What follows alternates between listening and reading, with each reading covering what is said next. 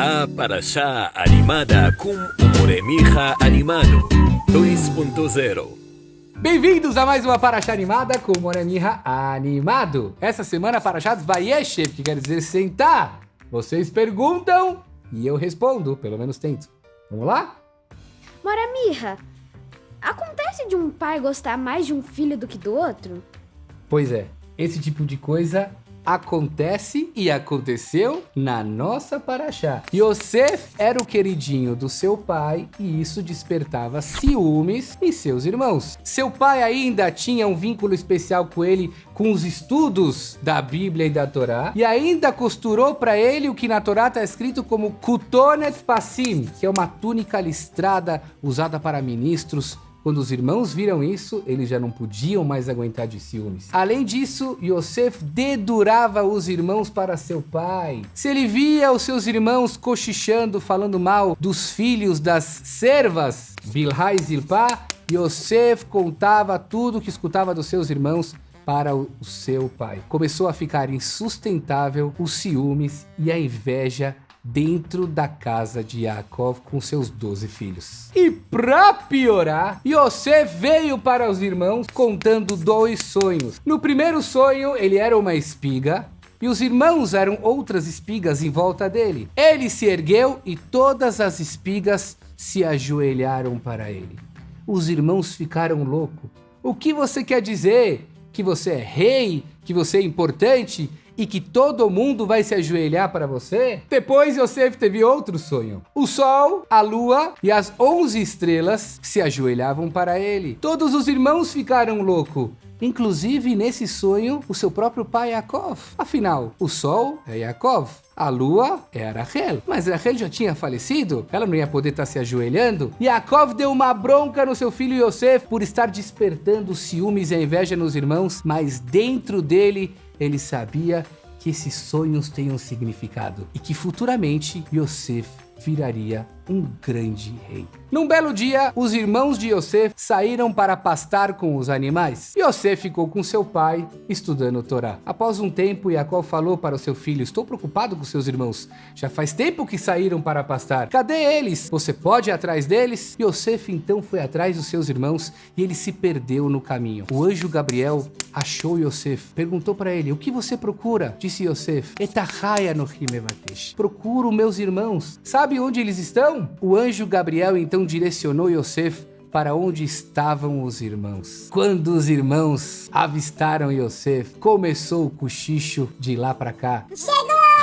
o sonhador! Chegou o que se acha bonzão! O melhor de todos chegou! Eles começaram a planejar o que eles vão fazer com esse irmão que está tão incomodando eles. E mais uma vez a gente percebe qual é a conduta do ser humano quando ele tem inveja, ciúmes e raiva, porque os irmãos planejaram em matar o próprio irmão Yosef. Reuven, que era o mais velho e se sentia responsável por Yosef, disse: não encostem a mão no Yosef, não matem ele.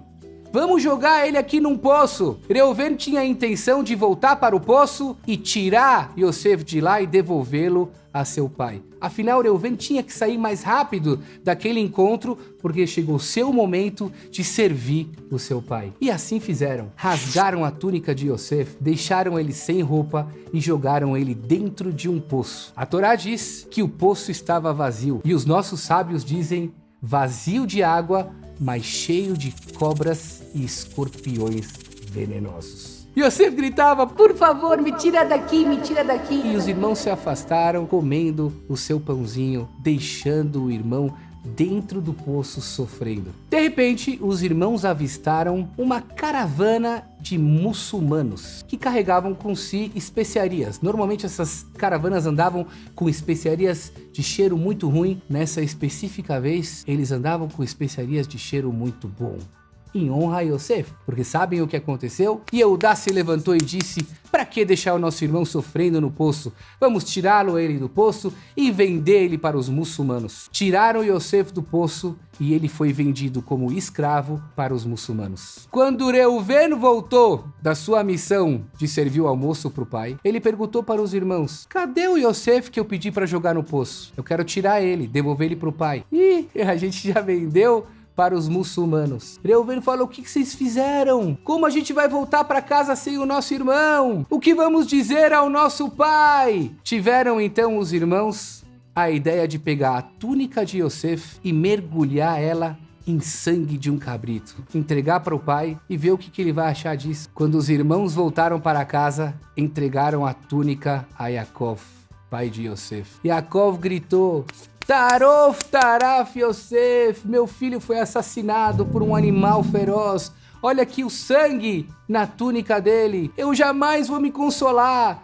Yaakov rasgou suas roupas e passou a ficar de luto pela notícia triste de perder o seu querido filho Yosef. Todos sabiam que no fundo Yosef estava vivo, mas existia um decreto dos céus que ninguém poderia contar para Yaakov, deixando Yaakov num profundo sentimento de luto pela perda do seu filho. Moramirra, o que aconteceu com Yosef?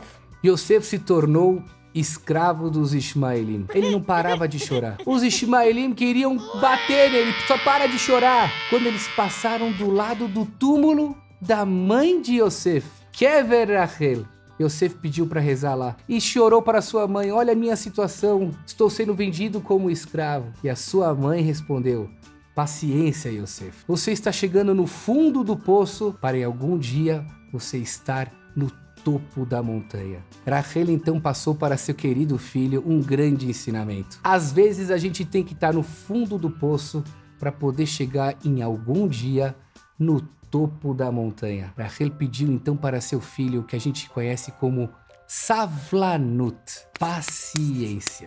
A paciência é uma grande virtude para a gente traçar, almejar e alcançar o sucesso. Yosef ainda foi vendido para mais caravanas, como para um grupo de midianitas, e até finalmente ser vendido para o próprio Egito, e até finalmente ser vendido para Potifar, ministro do faraó no Egito. Lá Yosef virou um ajudante geral, cuidava da casa do Potifar. Potifar não precisava saber de nada que acontecia, tudo estava na mão de Yosef, quando ele sabia que Yosef era uma cabeça muito privilegiada. Apenas a esposa de Potifar toda hora queria casar com Yosef e colocar Yosef em situações constrangedoras. Num belo dia, quando todos saíram para suas rezas, ficou a esposa de Potifar em casa com Yosef. E ela tentava convencer ele de ficar com ela. Ele fugiu, mas a sua camisa ficou na mão dela. O que vocês acham que ela fez? Ela contou para Potifar que Yosef está tentando ir atrás dela,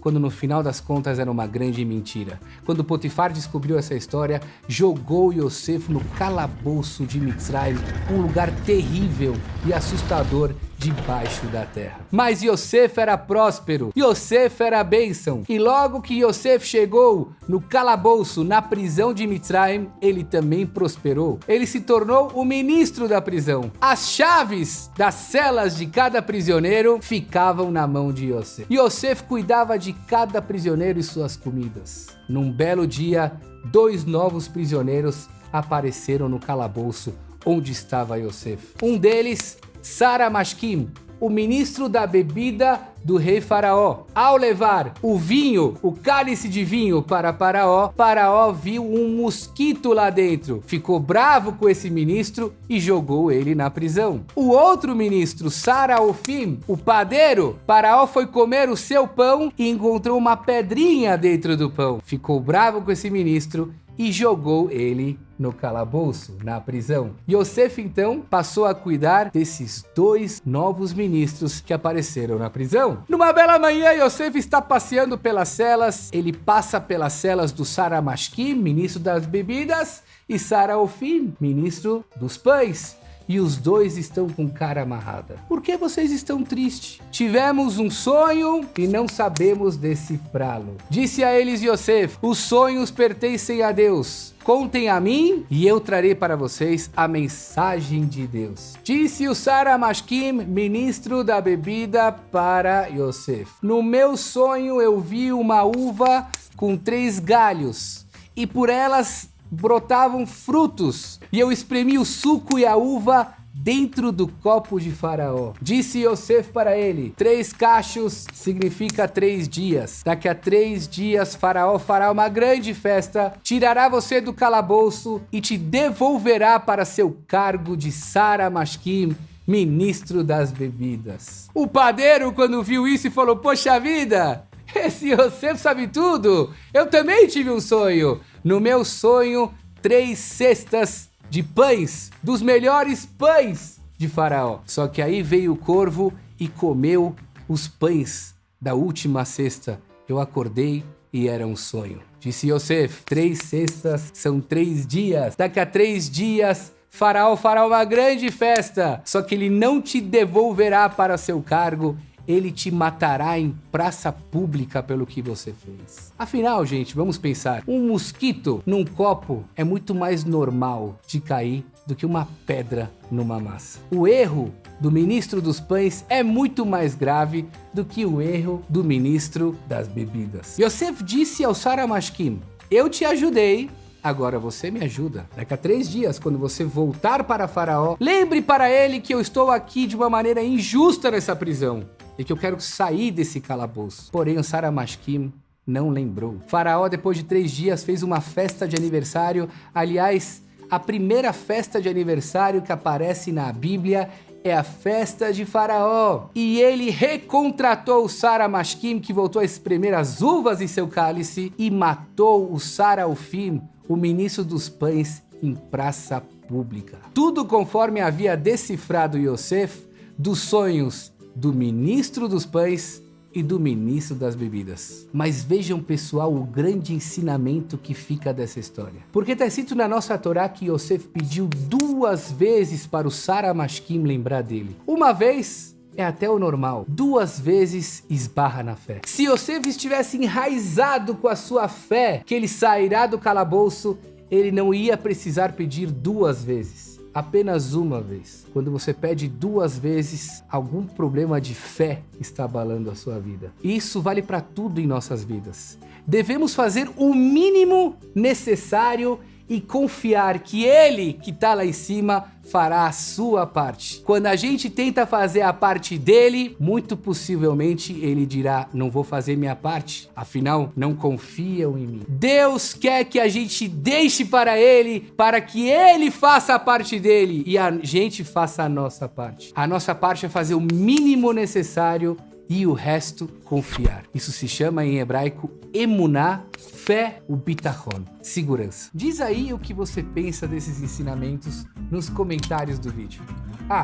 E não se esqueça de se inscrever e curtir o nosso canal. Não deixe de contar para Parashá na sua casa, para a sua família e, claro, na mesa do Shabbat. Fui! A Parashá animada com Umoremicha animado 2.0